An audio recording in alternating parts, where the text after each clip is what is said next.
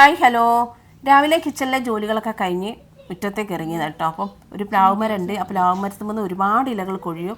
അതൊക്കെ ഒന്ന് അടിച്ചു വാരി എടുത്തു. പിന്നെ രാവിലെ അടിച്ചു വാരിയാലും വൈകുന്നേരം ആകുമ്പോഴേക്കും വീണ്ടും ഇലകളൊക്കെ ഉണ്ടാവും കേട്ടോ. രാവിലത്തെ അത്രത്തോളം ഇല്ലെങ്കിലും ഇലകളൊക്കെ കൊഴിയും. അപ്പോൾ ഞാൻ വിചാരിച്ചു ഒന്ന് സാഫ് എന്ന ഫംഗിസൈഡ് എല്ലാ ചെടികൾക്കൊന്ന് സ്പ്രേ ചെയ്യാമെന്ന് വിചാരിച്ചിട്ടാണ് എന്തിങ്ങനെ ഞാൻ ഡൈലൂട്ട് ചെയ്തുകൊണ്ട് നിൽക്കുന്നത്. അപ്പോൾ നമ്മൾ ചെടികൾ നനച്ചതിന് ശേഷമാണ് കൊടുക്കേണ്ടത്. അപ്പോൾ ഇന്നലെ വൈകിട്ട് ഞാൻ ചെടികളൊക്കെ നനച്ചത് കൊണ്ട് തന്നെ ഇന്ന് ചെടികൾ നനയ്ക്കേണ്ട ആവശ്യമില്ല. പിന്നെ അതുകൊണ്ട് കാലാവസ്ഥ ഒരു എന്താ പറയുക, ഒരു മഴക്കാറ് പോലത്തെ ഒരു കാലാവസ്ഥയാണുള്ളത്. അപ്പോൾ നമ്മൾ ഒരിക്കലും ചെടികൾ നനച്ചതിന് ശേഷം നനയ്ക്കുന്നതിന് മുന്നേ നമ്മൾ കൊടുക്കാൻ പാടില്ല കേട്ടോ. അപ്പോൾ ഞാൻ സാഫ് എന്ന ഫംഗിസൈഡാണ് ഇതിൽ എല്ലാം സ്പ്രേ ചെയ്യാൻ പോവുകയാണ്.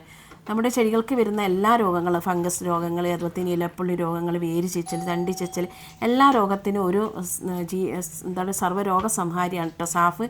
അപ്പോൾ സാഫ് എന്ന ഫംഗിസൈഡിൻ്റെ ഒരു ഫുൾ വീഡിയോ ഞാൻ ചാനലിട്ടിട്ടുണ്ട്.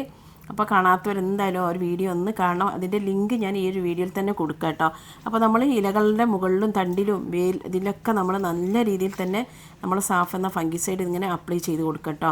അപ്പോൾ നമ്മൾ എന്തായാലും മാസത്തിൽ ഒരിക്കലെങ്കിലും നമ്മൾ ഈ ഒരു ഫംഗിസൈഡ് നമ്മൾ കൊടുക്കണം. ചെടികൾ വളർത്തുന്നവർ, ചെടികളെ സ്നേഹിക്കുന്നവർ എന്തായാലും ചെടികൾക്ക് വരുന്ന രോഗങ്ങൾ നമുക്ക് എത്രത്തോളം എങ്ങനെ നോക്കിയിട്ടുണ്ടെങ്കിൽ ചെറിയ ചെറിയ രോഗങ്ങളൊക്കെ നമ്മുടെ ചെടികൾക്ക് വരും.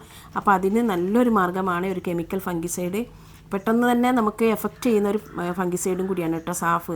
അപ്പോൾ അതുകൊണ്ടാണ് ഞാൻ സാഫ് തന്നെ തിരഞ്ഞെടുത്തത്. അധികം ആൾക്കാരും ചെടികൾ വളർത്തുന്നവരെന്തായാലും ഫംഗിസൈഡായിട്ട് കൂടുതൽ ആൾക്കാർ നിമോയിലൊക്കെ ഉപയോഗിക്കുന്നുണ്ടെങ്കിലും നമ്മൾ കൂടുതലായിട്ട്